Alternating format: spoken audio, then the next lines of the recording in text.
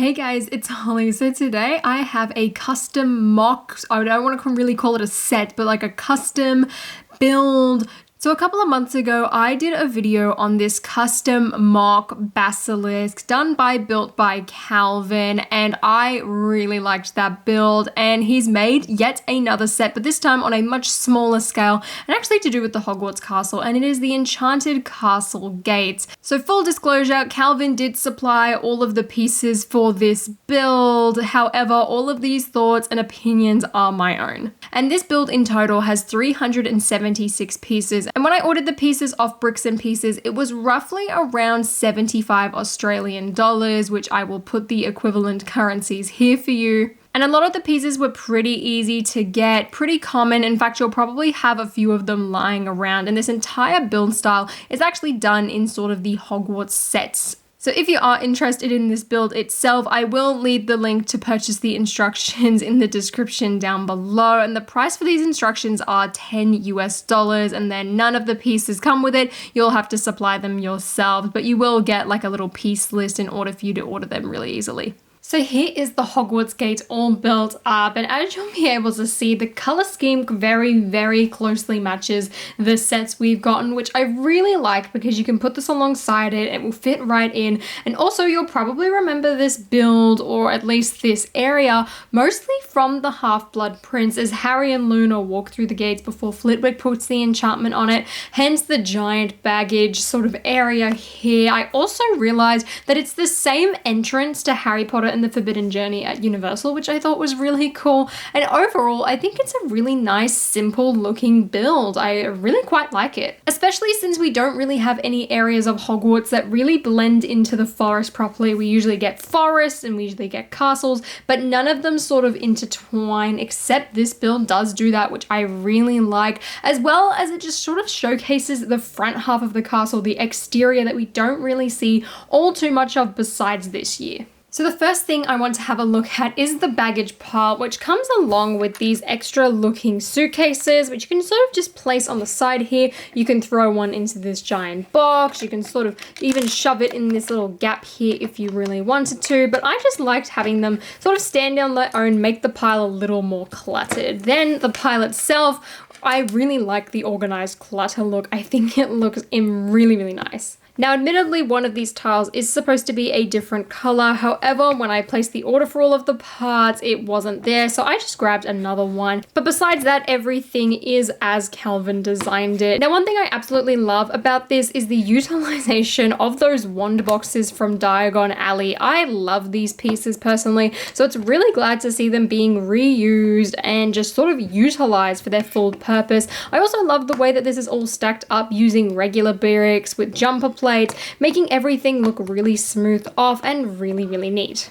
One thing I really like too is the little brick built stacks of gifts. You've almost got like a gift box type of thing, as well as some boxes, and even the chests are all sort of built up on some jumper plates here in order to attach them. Both of the chests are empty though, which at the same time, I don't really mind. You don't need to have sort of brick in there. Like there's really not that much to sort of put in there. However, there is a little cauldron on the top of this sort of like medium nougat one, which I quite like. I love those little cauldron pieces. And then lastly, here is the gate build itself. And the overall thing is basically just a really straight wall, which in this case, I don't mind because you've sort of got the side build. And I guess that's really the style that this was sort of going for. Honestly, one of my favorite parts of it are the gargoyle builds. I think these look really cool. However, admittedly, there is a brick missing from my sort of build on either of them that I forgot to order and haven't been able to replace since I don't have the right color. So do keep that in mind as I show you this. As well, there is also supposed to be 2 stickered Hogwarts Crest, although I cannot find my fluffy one for the life of me. I did buy an additional sticker sheet as part of this sort of like parts pack and was able to stick that one on there. You could also, I guess, if you really wanted to, stick the additional brick detailing on the sides. However, I've just left it as is for now.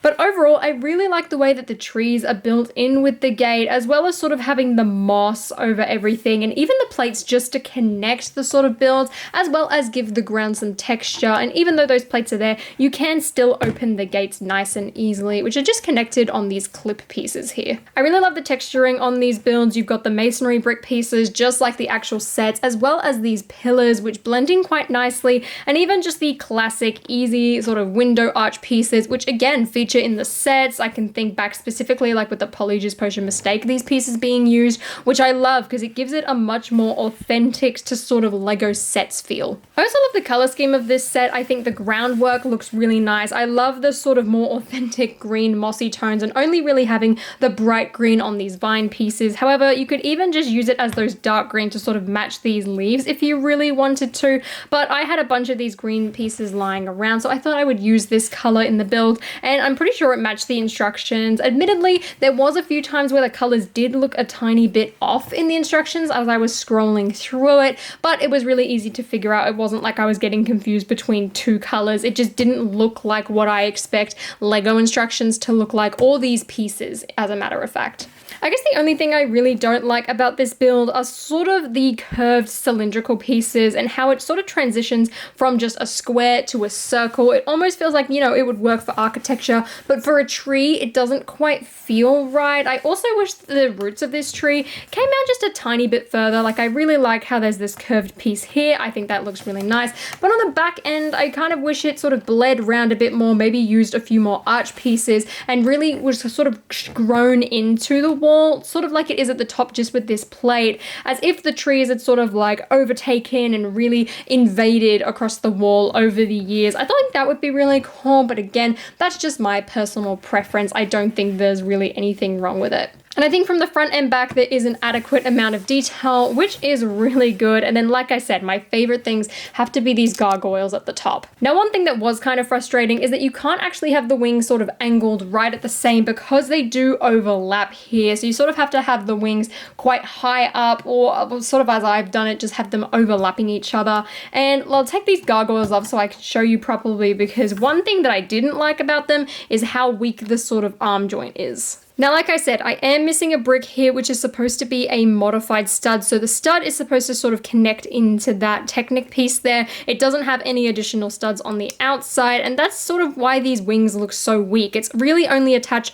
by one stud on the outside. This entire thing can fall off relatively easily. I really feel like you have to grab onto the gargoyle like this in order to actually modify the height of the wings. You can also sort of twist them around because it is only attached to one stud, but that is something to keep in mind while building. I did knock them off a couple of times myself. Besides that, everything else is attached really neatly. I love the way that the legs are attached, as well as these front arms, which again are just attached by one stud and can be adjusted. However, since they're not as big or heavy, it's a lot easier for these pieces to sort of stick and not fall off. One of my favorite inclusions is actually these little horn pieces to make the gargoyles sort of snouts. I think it looks really good. And I also think it ties in with the wings a bit better, sort of having the two tones of grey appear somewhere else on the gargoyle. I mean, in an ideal world, these wings could be light bluish grey as well and sort of match. But even then, I don't think it really matters, considering the base where the gargoyles actually sit is, again, dark bluish grey. So I think it works quite neatly, and you do get two of those in this build. Both of them are just attached to these jumper plates here as you stick this brick and just shove him on the top there, and ta-da! As I move the build up, you can sort of see what I mean by the wings a bit better now after I've sort of posed them and stuff like that, but again, it's really not a big deal. The only other thing I would have probably liked better with this build is if there was some more leaves on the trees. They do feel a tiny bit bare, however, this is quite a small build. It's not meant to be anything too major, and I feel like it's meant to sort of closely represent a Lego set more than a custom mock build, which actually I personally quite like. Like, whenever I personally do mocks, I like it to blend into Lego style probably 80 to 90% of the time, rather than be this extraordinarily detailed thing. So I think this really suits my style of building and style of Hogwarts, and overall I'm really impressed with what Calvin was able to do. So that is the entire build. When I was building, I didn't notice any issues or anything with the instructions. It was really easy and simple to follow, although like I said, there was a few few sort of issues with the color where they didn't look quite right, or at least what I was expecting them to look like, but it was really easy to figure out. And the build was nothing too difficult either. The build techniques were pretty standard. It was nothing out of the ordinary. I feel like this would probably be like an 8 and up or like 7 and up equivalent sort of set. But let me know what you guys think of this build in the comments down below. And again, if you would like to check it out for yourself, I will leave the link to the instructions in the description down below. And if you guys enjoyed this video, please give me a thumbs up and consider subscribing to my channel down below. And until next time, I'll see you later.